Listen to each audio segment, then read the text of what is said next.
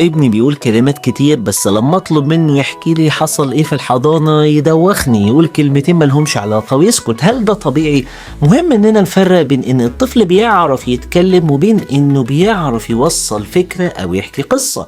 لو الطفل عنده 4 سنين وبيعرف يسمي حاجات لكن ما بيعرفش يحكي جملة مفيدة او يربط احداث ببعضها، ممكن يكون في تأخر في اللغة التعبيرية او ضعف في التسلسل الزمني. طب ليه ده مهم؟ لان مهارة السرد والحكي بتعكس نضج اللغة والتفكير المنطقي عند الطفل، وبتأثر على الأداء الدراسي والاجتماعي بعدين.